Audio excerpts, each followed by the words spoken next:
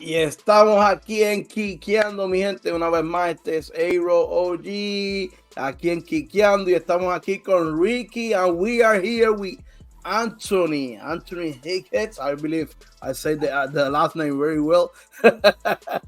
So, and this is going to be something like, let's do it. Ricky, what's up? Like, how you doing, man? Okay, so it's Anthony Hackett, right? Yeah. This is a different program for us guys because I think this is the first one we've done bilingual English. So this is a little bit different, but we hope that you guys give us a little bit of grace while we speak to somebody who we found to be super interesting. And I think I think the conversation today is going to be extremely helpful. So. Let me welcome. Let me before you say, let me say a shout out to Willie Ramos, who's the guy who gave me the email and everything, and say, "Yo, invite him for the podcast. It's gonna be interesting." Okay, man, Willie. Willie, thank you, appreciate it. Thank you. For those of you who don't know Willie, it's the ghetto preacher. I know you know the ghetto preacher.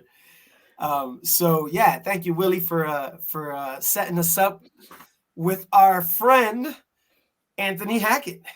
Yeah, you ain't tell me. I'll edit in a round of applause. There we go. You ain't tell me my guy Willie Ramos hit you up. Yeah, man. Yeah, that's my guy. Yeah. Pastor Ramos. Willie is a good friend of the podcast. Willie is Alex has done some work with Willie in terms of editing and things like that. And we're still doing stuff. Done music together. So yeah, we know Willie from a long time. Man, you ain't tell me. So now you was already family before Willie. Now you familia. Yeah.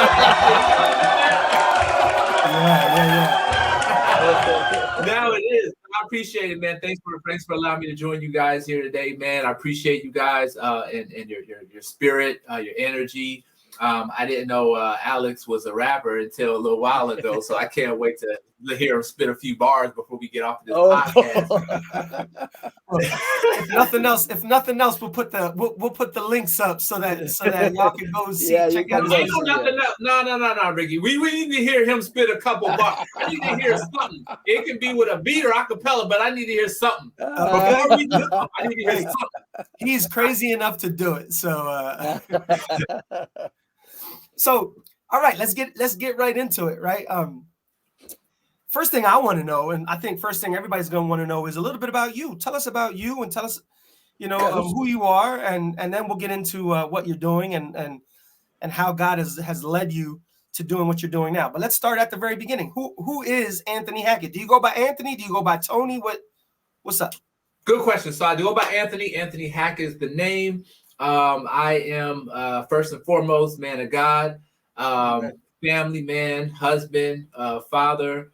Above all other things, and outside of that, my everyday is ministry, is filmmaking, is acting, directing, producing, etc., etc. You got to wear as many hats as you need to get the job done. Sometimes y'all know what it is. I'm sure you guys wear more than one hat yourself, and your listeners too. So, and I want to shout out your listeners too, you guys. Thanks for bearing with me. Forgive me for my Spanish is not where it needs to be yet, but buenos dias, buenos tardes, whatever day it is for you guys. Shout out to you and thanks for bearing with me. But yeah, so and I started. We'll get into that a little bit, but so that's kind of my gist on the filmmaking side and. My main thing is I always tell people my calling is ministry and my talent is entertainment. So, God allowed me to combine the two, and that's where I'm at today. So, we have some things in common, right? Like I said, Alex is a rapper, and Alex has all kinds of he's one of the most creative people I have ever met. I've always told him this. Alex and I are not friends anymore. We're brothers.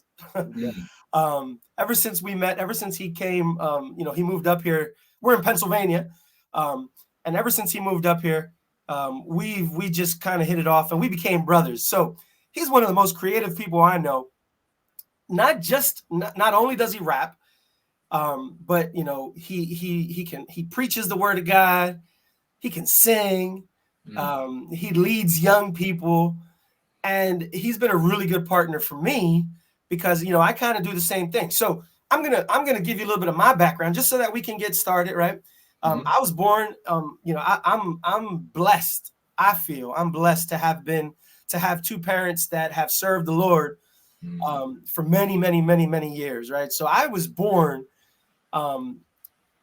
I tell people I was born in church, right? Like literally, I think they had to remove my mom from the third bench in the church to go and give birth to me.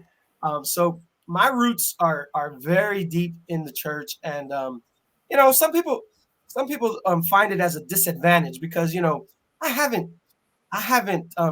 tried drugs. I've never drank a day in my life. I never put a cigarette to my lips. I never did any of those things. And people say, well, how can you, you know, like, what can you tell me? I was watching a video not too long ago about that very thing where they said, you know what? Your testimony is how God has kept you from everything else that has happened.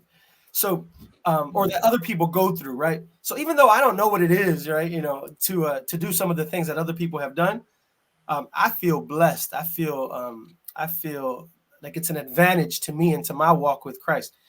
Still not perfect, still not, you know, still got a long way to go. But everything that we do, I guess what I'm trying to say really is everything that we do here, we do with an eye up to Christ, right? Because we want to make sure that everything that we do, no matter what it is, we're doing it for the Lord first, and then let him bless anybody that watches us. So for us, it's a huge honor to be able to talk to somebody with your talent.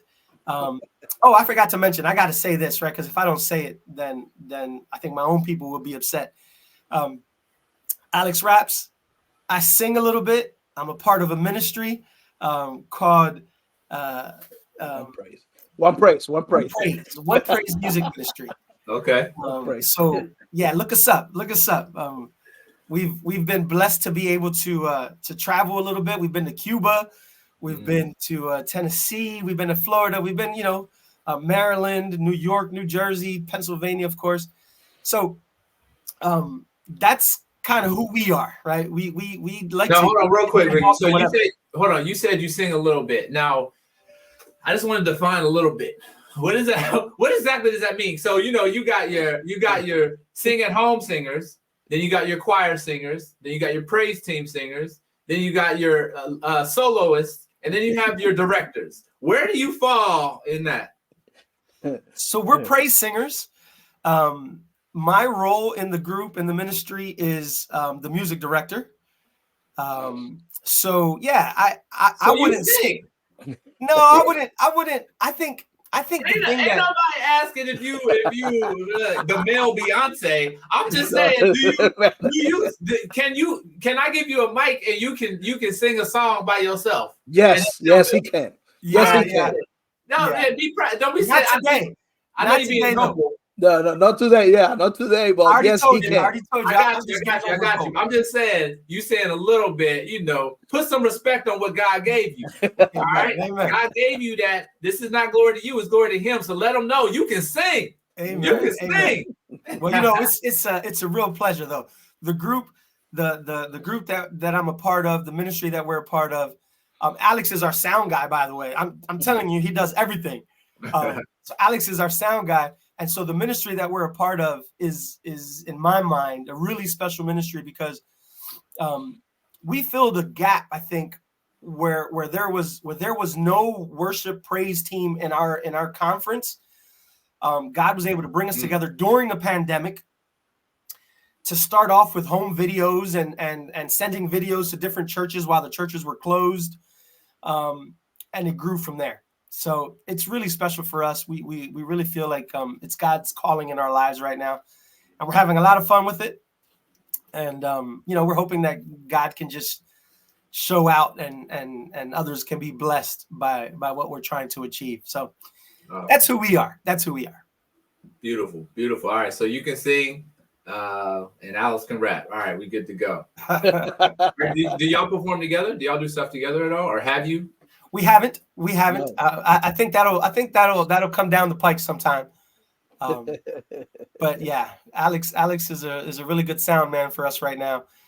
And yeah, I'm sure we'll try to do something together at some point. Right now we're in the phase of writing some original music and just kind of seeing what happens next. Cool. Yeah. So sorry. So we know that you're a family man. We know that you're a man of God. We know that you know during your day job is directing and all of that, right? And movies and things like that. But before we get into specifics, I want to know how you got into that. Like, how old were you when you decided, or when you felt in your heart that this is what you were going to do? How does somebody even get into that? Good question. So for me, it started with acting. So acting, I've always wanted to act. I've been acting since little, like third grade and stuff, acting, stage, and all that stuff. But college is where it really started. Like I got into acting, and I liked it. I enjoyed it. When I say I got into it, I've always been into it, but I was getting more like legit into it.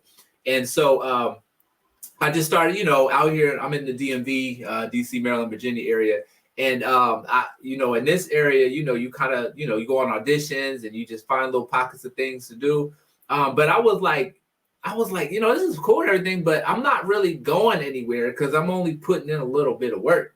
Yeah. And so, I wasn't feeling it. So I finished school, whatever, and I got married. And then I told my wife one day, Ricky, I was like, yo, babe, I want to do this full time. Like, this is what I want to do. I don't want to do nothing else. I don't want to do no other job. This is it. And it was a conversation I had to have with her because, it's a sacrifice. Like, that's a big thing. It's like, if you really choose to go into this full-time, full force, no working, no other job but this, if you do that, you're sacrificing because you're not bringing the income that you need to bring in. You got a family, you got a wife. And so it can be scary. Yeah. But when I went to her, I said, so I want to do this. And she said, okay, you have 1 year. She said, in 1 year, you go all in. And at the end of the year, we'll reevaluate and see where you're at. If there's no progress, we're gonna have to change some things. So I was like, cool. So that 1 year I went in, I'm telling you, by the end of that 12 months, I haven't looked back since. I've never worked a regular other job in my life since that. Because when I went hard in it, when I was able to put everything into it with the support of my wife, that allowed me the freedom. And of course, obviously with my faith and my walk with God, he opened the right doors and things just began to grow. And I didn't shoot up. There was no like, pow. I was about to ask. Mm-hmm. Not even how close. difficult was it at the beginning? Even though you had a year, how difficult was it? So I wouldn't use the term difficult. I would just use the term you have to have patience, because it's acting. It's acting. It's not much difficulty to it, other than just being persistent, being patient, and being disciplined and continuing to work. And so I began doing acting things. I was getting booked, commercials and TV shows and things. And so that's when the acting part happened. And then real quick, the transition to the filmmaking part. So I was working on, there was a show called House of Cards on Netflix. Okay. Yeah. And I was working on that show as a stand-in for one of the main actors. His name is Mahershala Ali. Okay. Oh, wow. And okay. Yeah, so I was working on that. And when I was working with it, I got on set one day and I looked around and I just saw trailers everywhere, so many people moving. I saw this and that. It was so big. It was a $50 million show at that time. It was one of my favorite shows. Yeah, one of mine too. Wow. And so when I'm on there looking around, I was like, I want to do this. Like, this is crazy. Like, I like acting. It's great. I love it. But there's so much more to this. So I got on this set and I was working, and then I was walking with Mahershala Ali back to his van one day, and he said to me something I'll never forget, and I always tell other people this to encourage them. He said, "You want to be an actor, right?" I'll say, "Yeah, I do." He was like, "Listen, let me tell you something. If you want to be an actor, one thing you have to do: never stop working your acting muscle." And what he meant by that was when you work out, all you're doing is you're getting stronger, right? You're getting stronger. If you go to the gym, you work out, you get stronger. And you keep doing this every single day, guess what? One day that strength is going to be needed. One day an opportunity is going to come where someone's going to need you to lift something heavy that you couldn't lift before. Right. And so when it comes to your acting, as long as you're acting, working that acting muscle, act in plays, act in church, act in commercials, act for free, act for get paid. It doesn't matter. Just keep acting, because when you do that, you're just getting stronger and stronger. And when that opportunity comes, you're going to be ready for it because you've been acting. And so that's what I did. And I've been able to grow, and opportunities came from that. And then I transitioned into filmmaking. That's awesome. That's awesome. Alex, you have something you want to ask? Yeah. Basically, you it called SonsetFriday Entertainment, right? Yes, sir. Why that name? It's interesting. SonsetFriday. Why? Good question. So I started SonsetFriday Entertainment in 2014-ish. But and it started with just doing like these little skits. We were doing these little like fun skits, and then we transitioned to some like videos. But the name came because I grew up in the Seventh Adventist Church, and in our church, when the time sets on sunsets on Friday nights to when the sun sets on Saturday nights, it's what we call the Sabbath, where we hold that seventh day as a time where we honor God, hang out with family, and just have rest. But the problem is, in our church growing up, the Sabbath was so dreadful for young people. It was like, oh my God, you can't do nothing. You turn off the TV, don't go play basketball. You can't do nothing but just sit down and shut up. And I was like, oh my gosh, this is horrible. And so I realized God put in my spirit, like I mentioned to you at the top of this, I said that ministry is my calling, but entertainment is my talent. And I never found a home for my talent in the church. I never was given a welcome. I was never given an open door. I was never given a come. It was always rejection. And so I feel you. You know what it is? As an artist, as a creative in our church growing up specifically, things are getting a little better, but growing up, it was bad. And so with that being said, God put on my spirit to create entertainment that can be enjoyed when the sun sets on Friday. Hence the name SonsetFriday Entertainment. And so we produce content that is faith-filled, inspirational, and in some way, shape, or form is going to bring the viewer, Lord willing, to either a closer relationship with God, or at the very least, open them up to something to think about with regard to their faith. And so that's why it's called SonsetFriday Entertainment. That's awesome. That's awesome. I think both Alex and I have the same roots. So the Sabbath day is a very special day for us. But I'm guessing I can comfortably say that I'm older than both of you. I don't know if you can comfortably say that. I don't know. I'm 41. You older than that? I'm older than that. All right, cool. All right. I'm between. You don't look it, man. You don't look 40 nothing. Amen. But I can tell you comfortably that it was. I know exactly what you're saying, especially as a church leader's son. Man, we couldn't do nothing. We had to go to church in the morning. We maybe had lunch, we had a potluck or we had people over at the house, and that was it. After that, until the sunset. Like, I couldn't even look out the window sometimes. Yeah, I couldn't even look out the window sometimes. So I feel you, and I know Alex has the same experience. Growing up in Puerto Rico, he has the same experience. So we totally get that, and I think it's really interesting that God put in your heart to fill that gap, right? Because I think so many people think, for me, again, my background is a little bit different, right? My friends, I didn't grow up in the suburbs, right? I grew up not in the hood either, but not in the suburbs. But my friends understood that SonsetFriday, I played a lot of sports, right? A lot of sports, basketball, tennis. But all my friends knew that come Sunset Friday, they didn't even want me around. They knew, he's going to church. Right. Right. So if I even tried to get away, my friends would be like, no, you got to get back. Right. You're not going to get messed. We're not going to mess you up. So I was a little bit lucky, but a lot of my friends in church, there was nowhere to go. There was nothing to do. So I find it really, really interesting that God put in your heart to do something about that. And you were able to fill that void that sometimes we find in our churches. And, you know, I can tell you, having two little ones here at home, 11 and 9 years old, they need something different. They need, to be able to do things differently and to see God for who he actually is, as opposed to somebody else's idea of who he was. So, I think it's really interesting that you would do that. The fact that you said to say that, man, one of my most beloved things about my being a dad, and right now, I have a 13-year-old and an 8-year-old, and the one thing I really love is that every Sabbath they enjoy it. Yeah, I didn't like they literally for me and my house, me and my wife, we really try to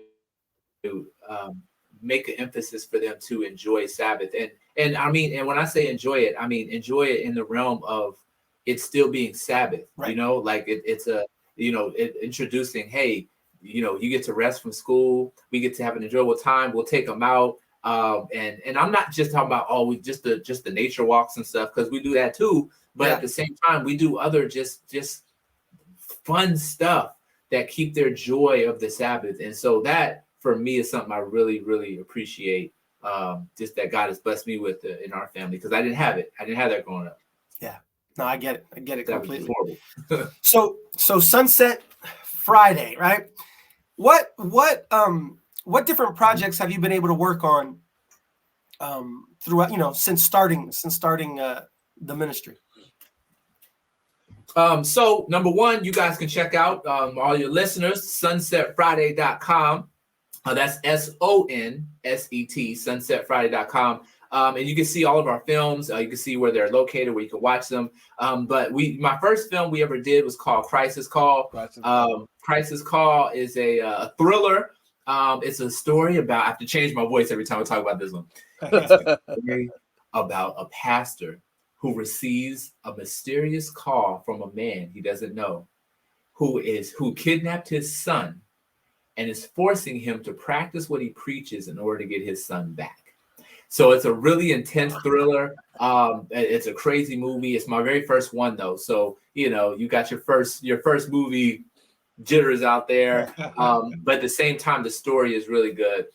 Then from there, we transitioned to my next film, which is called Love Different. Love Different is a comedy, laugh out loud. It stars a woman named Jen Gotzen, Chandler now, and then Tommy Ford from the show Martin from back in the 90s. Oh wow, yeah. And then Kev on Stage. That means Kevin Fredericks, but Kev on Stage. I've seen his videos. Mm-hmm. Yeah. So starring all them, myself, and others. But that's a fun movie. It's a movie about a white woman who gets a job at an all-black consulting firm. Oh, wow. And in order to keep her job, she has to learn the black culture in 48 hours. Really, really fun. Really, really good. But it has a powerful message, a spiritual message about how we need to love people differently. And you'll understand that message when you see the movie. Then from there, we transition to Ray of Hope. Ray of Hope? Is that Ray of Hope was our next one. That was yep. Mm-hmm.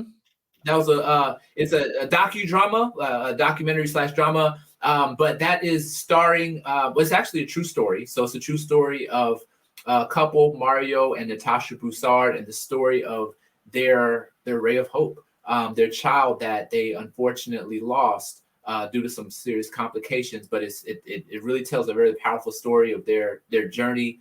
And, outside of that particular story, if you follow them as a couple, you'll see what God did for them after this whole experience. So really, really powerful. Ray of Hope, also available on our site, Sunset Friday. And then there we went to the next film. It's called Lives. Hope Lives. is drama. It is a really, really powerful story about a group of 6 high school students who are all victims of bullying, and they come together to this after-school program, and we follow their journey through dealing with bullying. That was the first movie I saw from you. You know, because Willie Ramos said, "Yo, I'm coming out with this movie. I need you to see it. Whatever. Let me know. You know what's up." So I ordered it on Amazon. Hey, he shout out right there. I went to Amazon, you know, get it over there, and then a Saturday actually, I said I'm gonna see this Saturday. Let's put something, you know, Christian. So I put it on, whatever. And me and my wife was like, "Yo, this movie is good." So I haven't had the privilege of watching it yet, but I'm going to. You know why? I didn't realize that it had to deal with bullying. My 9-year-old is going through that right now. Just this week, actually, we had to deal with some things at the school, and so I'm gonna go ahead and watch that and make sure my little one's with me. Absolutely, I will say this. So the movie, 2 things. The movie does really touch on bullying. It gives you some things to think about. It gives you some real practical things to dealing with it.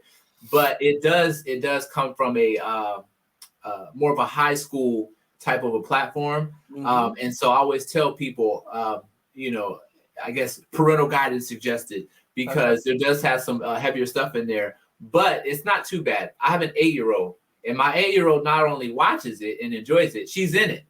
But at the same time, you know, every family is different. So some families may be a little bit more on the conservative end. I know you mentioned that as well. So just a heads up on that. But it is very powerful, whether you watch it with them or without them. It'll give you some practical applications to it. And I'm sorry to hear about that, man, because bullying is serious. Like, people don't understand the impact that it has on someone beyond just that moment. I was speaking with someone when we premiered the movie Hope Lives. It was an older gentleman. I'm talking about older, like, you know, maybe 60 something. And he came to me after it, after the premiere. And Ricky, man, I'm telling you, he was crying, and he gave me a hug, and he said, "Thank you for this movie." He said, "I've been dealing mentally with the problems of my bullying since I was a kid, and I'm seeing a therapist all the time to this day." And so that's why, you know, as a parent, I'm glad that you acknowledge that, and you can jump on that right away, because that's serious. And I never wished on anybody. Well, you know, for me, my little one, he looks just like me, by the way, but he acts just like my wife. And that means that he's too sweet. He's such a good kid. Because if it were me, come on, what you have to say? It would have happened. It would have happened one time. It would have happened one time, and then it would have never happened again. Oh, there's the street. We knew it was there. You over here throwing the street at Alex. Nah, the street is in you too. I'm just saying. Don't get fooled by the nice hair. Yeah, well, you know, the pretty boys, they always come at y'all first, you know. So it's really tough for me. It's really tough for me to you know, to have to go through that with him, because he's such a good kid that, you know, he's not going to act the way other people might act.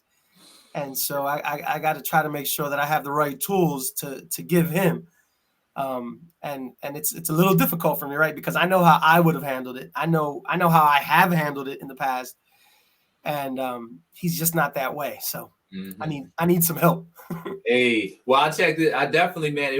I personally think it would be a good idea if y'all sat down on a Friday night, a Sunset Friday, and watch the movie together. Because when you watch it together with them, then you'll be able to talk with them, you know, during it and after it. So I think that's a great starting point, man. And I'll be praying for you and the family. Thank you. And then just the last one. So transition to my last film, which is the current film, and I invite everybody to check it out. Yeah, buddy. It's called The Perfect Christmas. The Perfect Christmas will be in theaters nationwide starting December 8th this year. Please go check it out.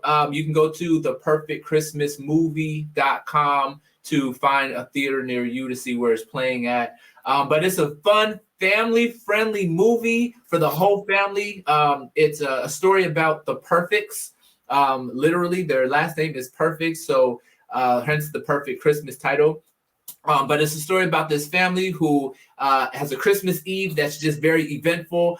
You follow through them. It's a laugh out loud comedy. It's really, really funny. Has a really, pointing people back to the reason why and I don't want to speak for everybody, but the reason why I celebrate Christmas, which is in celebration and remembrance of Jesus Christ.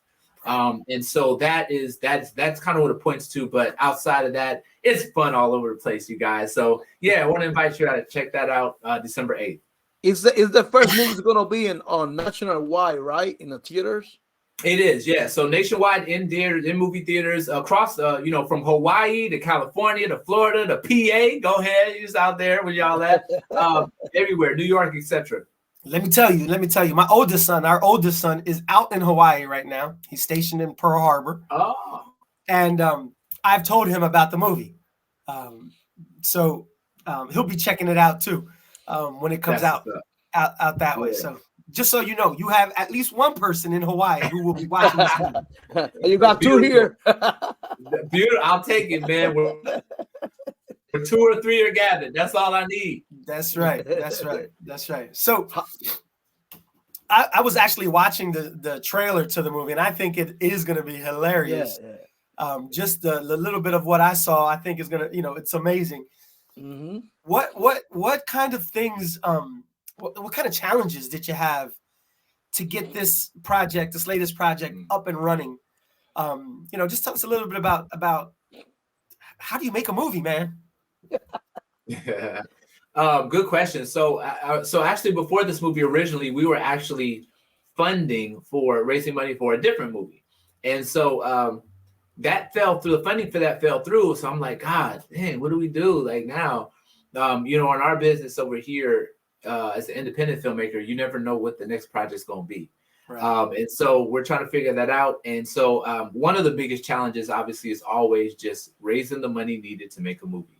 One thing people don't understand, Ricky and Alex, is that when you're making a movie, like one movie, it's literally starting an entire business. Because when you start a business, you have expenses, you have to pay for this and that and get locations and this and this and that. When you're making a movie, you're literally hiring every single person inside of that movie to make this one movie, literally a company. And so you need funding to pay for all that. The difference, though, is that with the movie, you need all that money up front right then just to do one thing. Whereas other companies, you kind of grow into it. And so that's always the biggest challenge. But I will say, by the grace of God, we built some relationships over the years. And we had an investor come in who wanted to fund the movie in partnership with SonsetFriday Entertainment. And so we were able to get the funding that way. And then from there, we just kind of took off. Outside of the funding aspect of it, to be honest with you, there weren't too many challenges. I would say there was the only one challenge we had on set was just some like internal challenges with dealing with some of the things with planning and preparing. But outside of that actually smoothed out and it went well. So yeah, it was good. Do you write your own movies or scripts, things like that? Or I do. So anything SonsetFriday Entertainment produces, as a company, I've written at least so far. Not to say I would be other writers and stuff, but so far that's just what it is. And again, like when you're doing things independently, sometimes you just have to wear a lot of hats, even hats you don't necessarily want to wear. So if I got to write, if I have to edit, if I have to direct or produce or whatever, I got to do it because, you know what I mean? That's what it is. But as you grow and as your budget grows, then you can start hiring out more of these so you don't have to do it all. Awesome. Yeah, I know video editing. I do video editing. It is, oh my God, it's raining. But I love it. I love to do video editing, sit down, have different scenes and then create this. Say, dang, I create this. Wow. It's so cool to see it come together, right, Alex? When you're because you're telling you movie, they say a movie is there's when you make a movie, there's 4 different ways. There's 4 different movies you're making. The writer makes a movie. After the writer makes a movie, then the director makes a movie. We're talking about the same script, right? The writer wrote a movie. Then you take that, and then now the director directs it. But what the director directs may not be everything that the writer wrote. So that's a whole different movie. When the director's done, he hands it to the editor. Now the editor made a movie, and the editor pieced together how the editor can make a completely different movie than the director directed based on how they edited it. And then once that's done, once the edit's done, then you pan over to distributors, and they can say, let's change all this and do this and that. So there's so many different drafts of the movie that's made. And at the end of the day, what you finally get may look and feel different than what it was originally written. But that's why the beauty of what we're doing Sunset Friday is that God has blessed me with the ability to do all these things. So I see a smooth transition from the writing to the directing to the editing because I'm doing it all. And so there's a transition there where as opposed to just handing it off to different people to do their thing. Yeah. Any experience about somebody tell you about, oh, yo, this movie touched me, or this movie helped me to go more to God, look for God or whatever? 100%, man. I mean, it happens all the time. With being a creative, you have to take the good and the bad, because obviously we hear all those stories of how it may bless people, and how it changed their lives or it helped them in their relationships, etc.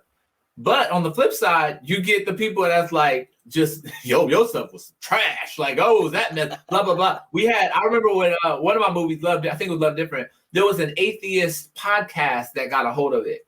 Oh, man. They destroyed.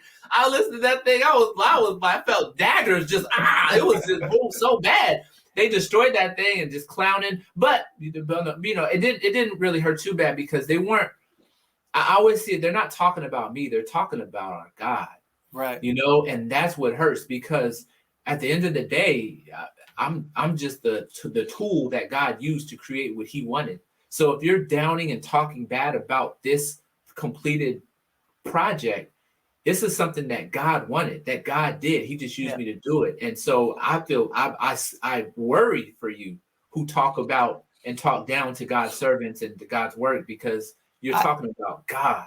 I think at some level, when somebody has hate and all they can do is hate on a project, at some level it touched them. At some level it meant something to them. And I think maybe that's why they feel the need to attack it, right? Because they don't even know how to feel. They don't even know how to feel about this. They're like, hold up. But at some level, the message got in. And so then, our enemy has to fight back. But you're right. He's not fighting you. He's not fighting you, right? He's fighting God, and we all know how that's going to end up. So you just got to keep your head up, and you got to keep on keeping on. That's it. I mean, I could have ended and stopped 3 films ago, and if I did, I wouldn't be where I'm at right now. So at the end of the day, it's a matter of persistence, and again, back to your point, just taking the good with the bad and understanding that there are going to be people who are going to be really blessed. God is going to bless people through what you do, and other people, it's not for them at all, and that's okay. You just have to acknowledge that and accept it. Be true to yourself, right? That's what we tell our young people, wherever we get to speak to them. You got to be true to yourself, right? Your parents have done their duty. They've taken you to church. They've introduced you to who God is. But at some point, God has to be real in your life. At some point, you got to stand up and you got to say, all right, this is who I am. This is who I want to be. And if I want to continue down this road, I got to do some work. So as we wrap up, this wonderful interview. What the after party? We just getting started, man. What's happening? Your audience is in this. No, I'm playing. Go. It's cool. Well, I was trying to play with words there, right? Because I didn't forget that you want Alex to rap for you. No. So as we wrap up, I ain't forget. He's doing a little something. I hope you can play it over there. I know you got some bars. You got something you already been working on. Give me something real quick. As we wrap up, I'd like to ask you to speak to young people young people who may be feeling like there isn't a place for them in the church anymore. Because I think, let's talk about it for just a little bit. Yeah.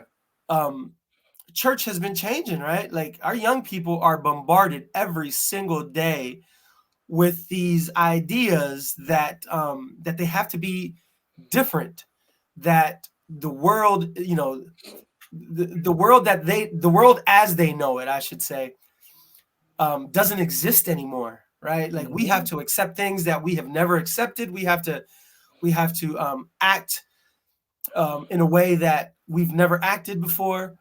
And I'm an adult now, right? So I know where my faith has been anchored. But my boys are growing up in a world where what's right isn't necessarily right anymore, and what's wrong isn't necessarily wrong anymore. So I'd like for you to kind of talk to the young people, right?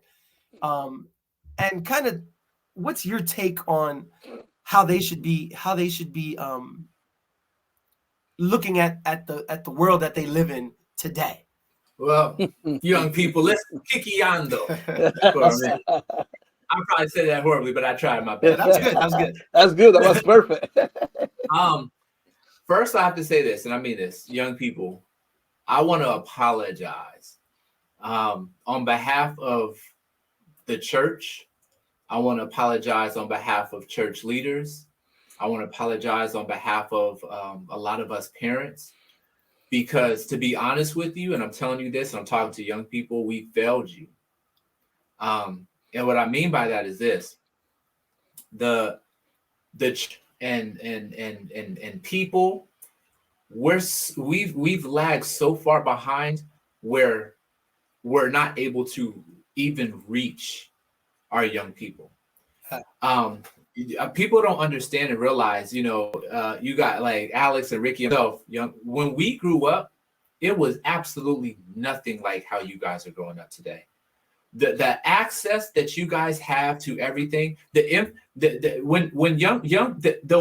Satan's influence on young people today is so far beyond what it was for us. When we were younger, when we left the house, we just had our friends. That's it. And then when we left our friends, we went home, and that was it. We didn't have it was no social media. There was, we only watched TV when our parents let us. It was like, no, you turn that mess off. And then we had commercials. Like we couldn't just fast forward and pick whatever we wanted to watch on Netflix. Like, we didn't even have. I used to be the remote control. That's it. I was the remote control before there was a remote control. Exactly. We didn't even have cell phones. Like when we left the house, the parents was like, "You better be back because I don't know where you're gonna be at. So just be back home at this time." They couldn't get there was nothing, and so the influence in our lives back then was so limited, and the influence in our homes was so much more stronger back then because we spent more time just in home with nothing else. Today, the devil has a lock on every minute of every day of every young person. The devil can talk to them while they're in their bed sleep, while they have their phones right next to them, when they get on their computers and they're on social media, when they leave the house and now they're with their friends, and then their friends have their phones and now they're looking at TikTok videos together with some horrible stuff on it. Yep. Then they're at church. What do? They pull out their iPads, they're playing Subway Surfer, and then they're also sneaking to another. The influence that the devil has today is so far beyond. And what we've done as a church and as a people and even as parents, we have unfortunately not sped up. We're still back then. We're still at a place where, they just need to listen to us. This is what it is. No, we have to put in so much more work as a church to reach them today. The devil has such a lock on our young people that if we don't put in overtime work in the church, in our homes, in wherever, in the schools, if we're not doing that, then we're losing them. And the thing is, I spoke with there was a conference youth pastor, a friend of mine that I spoke with, and he told me 70% of the young people that graduated have left the church. Yeah. 70%. Huge we number. have 70% less young people, that are leaving the church. And when I say leaving the church, they're leaving the relationship with God, period, because they're moving on to other things. because the church failed them. So I want to apologize, young people, and say, listen, don't give up, because we're coming. We're coming back. As a church, as parents, we're coming back for you, because we can't let the devil take you. So I want to encourage you, don't give up yet. Please stay. Just give us a second. Don't give us a minute. Give us a second. If we take a minute, we're taking too long. Just give us a second. And this is a call to the parents and adults in churches. Step up. Now, young people, I'll say this last piece. Outside of the apology, and outside of letting you know we failed you, I also have to say there's a responsibility on your part too. Because at the end of the day, it doesn't matter if we failed you, if the church failed you, because guess what? Everybody on this earth can fail you at some point at some time, even your own parents, because we're not perfect. The only one who will never fail you is God. Amen. So when you leave God because we've failed you, then you're failing yourself. Amen. So I want to encourage you, do not give up on God ever in your life. Do not, because he will not fail you. He's the only one who will never fail you. So I encourage you, in whatever you need to do to find your way to him or back to him or to stay with him, if whatever it is, just do it and talk to your parents, communicate with your people, your teachers and your friends and your pastors. So I want to say that. That's awesome. That's awesome. That's awesome. Yep. That was good. Alex, you got any closing thoughts, Alex? Even if you want to do it in Spanish? No.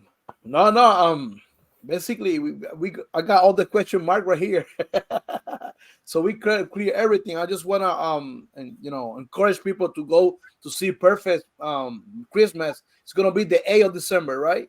Yep, December 8th. Sí. Yeah, Diciembre 8, Perfect Christmas movie. It's gonna be, I think it's gonna be a bless. It's gonna be a good movie, very funny. You got me when you say about the salsa stuff. Yo, you got me right there. You watch the trailer and say, yo, that's gonna be funny. So I want everybody go to see it. Go and see it. Basically, we are not only motivated. We are like, what you call that? Apoyando. ¿Cómo te dices en inglés? Supporting. Yeah, we're supporting something that is good for us. Right. They don't take you away from God, if not help you to understand God. Because even in a movie, a movie can show you how God it is. It's different series that you can watch around there about killing and stuff like that, and that basically puts trash in your brain. We are supporting something that's gonna help you understand different stuff of life. Yeah, but in the same way, it's helping you, have that contact with God. Alice, can I say one thing, man? Yeah. I'm so glad you said that, because people don't understand the power of media, right? Like it's crazy. But I wanted to show you this real fast. So both of you guys, Ricky and Alex, right? And if anyone's watching this, are they watching or just listening to this? No, watching and listening. Watching, right, if you're watching this, I want you to do this too, okay? But ask Ricky, really fast, do this for me, okay? Do this. All right, take your right hand real quick and just put it up just like this, right in front of your, right close to your ear. There you go. Put it right there. All right. Now take your fist and ball it up, and then ball it up, and then twist your hand around this way so we see the backside. All right. Now just hold up this finger right there, right? Just hold it up. All right. Now close it back and open your hand. All right, cool. Now you can put your hand down. All right. Now, if you did that home, now let me ask you this question: why'd you do that? Can you tell us to do it? You told me to. Exactly. That's the power of media. You have no idea. Listen, this is important. You have no idea why you did that, other than the person who you're watching in front of you, who is the media, told you to do it. And I could have right now, I could have just made you do some sort of seance, worshiping the devil or something like that. And you had no idea. Why? Because you trusted media. Yeah. You trusted the person in front of you talking. That's what the world does. The world is using media, and right in front of your face, through the images, through the music, through the films, you're watching this stuff. You have no idea what you're doing. When you're listening to your artist, when you're watching that movie, when you're watching these shows, you have no idea what what the devil is putting on you, and you're subconsciously doing it just because media, you trust it. So the power of media is important. Now the devil uses media, but here's the kicker: God does too. Amen. And that's why it's important to support godly media, because we're doing the same thing with our media. We're showing the world things. We're introducing them to God. We're allowing the world to see things, and subconsciously or consciously, it's affecting their spirit. And so we have to put that energy and support behind media that is godly, like you guys, like your show that you have, supporting your show, because you're putting out stuff that is helping the spirit of God's people. So that's what I wanted to say, encouraging people to support godly media, not just the other stuff. Mm-hmm. Support godly media. Amen. Amen. Amen. Amen. Well, you want me to throw some bars? Do it. I mean, I'm just gonna do a little bit here. Actually, this song that I'm gonna throw some bar on is basically I did it with Willie Ramos, ghetto preacher. It called Mi Pequeñita Luz. It's gonna be in Spanish. You're not gonna understand it, but hey, you'll understand it as soon as you hear the words, maybe, because it's this little light of mine. Yeah, okay. You know, I mean, I don't know. Let me see if I can get the. I cannot put it here. I'm gonna do it a cappella. But I did it basically what he's saying. I just put a little sample of Geraldo del Rey. They have the King's Herald. Yeah, the King Herald in English, but these people do it in Spanish. Mi Pequeñita Luz, my little lights on mine. So I put a little sample of it, and then basically I was talking in the song I'm talking about how I wanted to grow up and let everybody know that Jesus is the lie, you know, and how the lie influenced me or whatever. And then ghetto preacher Willie, he did her version in English, you know. Okay. So basically, and this is my bar. The first part is say, yo la voy a hacer crecer para que el mundo la vea también, aunque el mundo se me enfrente, Lucifer. Sé que yo no soy perfecto, tengo muchos defectos. Ahí es que tu luz hace el efecto. Yo sigo para adelante, como Manny con paso de elefante, aunque sea la nota discordante. Pues tu luz me alumbra, a que ser valiente y alumbre mucha gente, anunciando que tu amor es comparable. Es que tú eres vida y tu luz es energía para soportar la prueba que pasamos día a día. Yo lo sé porque mucho he sufrido y tu luz me hace ver cuál es el camino. Con esa luz tú nunca fallas, aunque no des la talla, siempre te da la fuerza para que nunca tires la toalla. Con esa luz no hay oscuridad que crezca. La solución a todas tus contiendas. Ya esa luz tú la has escuchado, su nombre es Jesús, yo de él mucho he hablado. Permite que sea el sol de tu vida y sé testigo como alumbrará tu vida. That's basically what it is. Okay. You gotta look it up though. You gotta look it up. I didn't understand what you were saying though. With the music though, it's yeah, it's really good. It's really good. I believe it. I can tell. You know, you can always tell when a rapper is really feeling what they're saying. They mean it because their hands is doing all the rapping too. You know, you saw his he came here with da. So, okay, you got it. All right. Well, yeah. Anthony, listen. For our listeners here, our local listeners, there is one movie theater that is going to be showing the movie, right? Here in Lancaster. Christmas. And here in Lancaster, PA. Yeah. It is at Penn Cinema 14. It's an IMAX theater. Oh man. So I'm so happy you said that. We actually just booked that theater. And I'm so glad that's hitting your shot right there, man. Praise God for that. That's great. Yeah. So we invite, right, all of our friends. And I think, Alex, what we should do is probably get a group together and make a trip out of it, man. And go and check it out.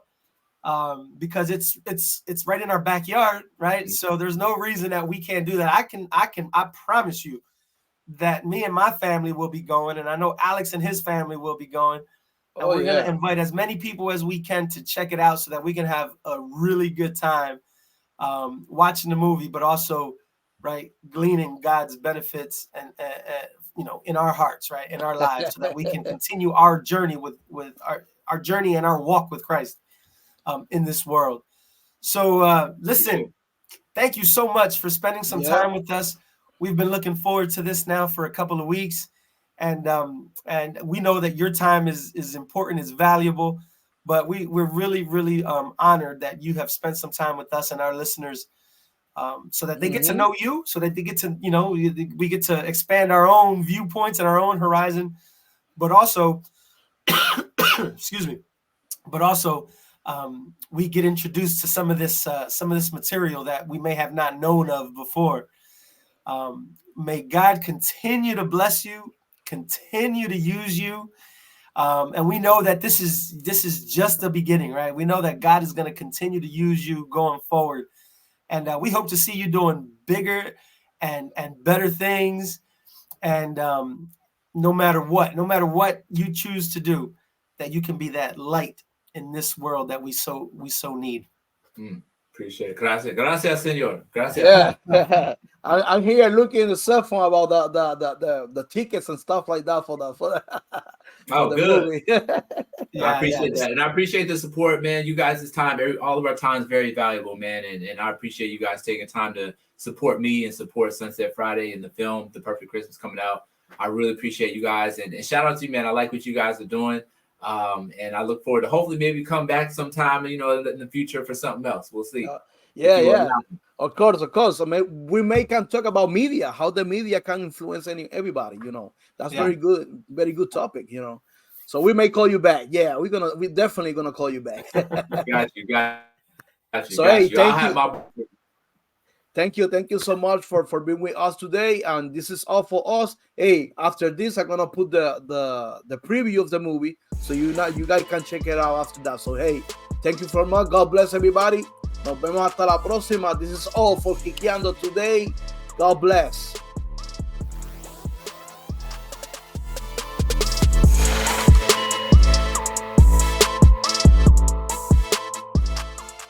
I don't know about you, but I think you like balsa. So look at my back and watch this salsa. On Christmas Eve, the perfect family is in store for a wild ride. There's no such thing as Santa. Yes, there is. No, there's not. Will the Santa talk? Really, Michael? What? I want this little girl thinking some old chubby fat white man sliding down our chimney at night. Loving in-laws. Dad! Hey, Dad. Christmas romance.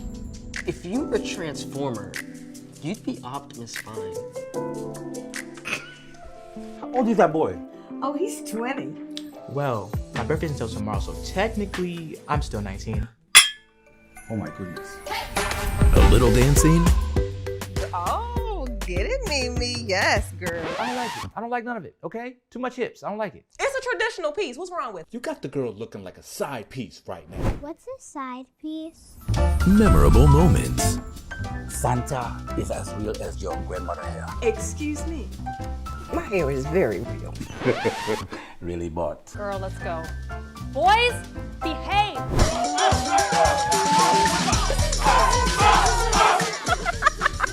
All of you, get away from me! You demon! Demon! And of course, some drama. So this how you raise your child? To go steal from someone? Mommy's outside about to get into a fight with some man in the car. Oh, snap! Daddy, you coming too? It's about to go down. Make this Christmas. The reason for the season is Jesus. And what if it isn't about forcing him back into Christmas, but appreciating that he's always been there? The perfect Christmas? Strap in for the ride and join the Perfects this holiday season to experience their world of faith, family, and some holiday fun.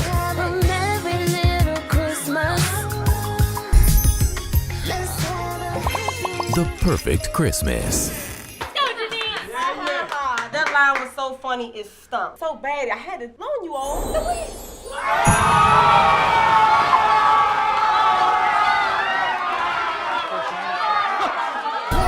In theaters December 8th.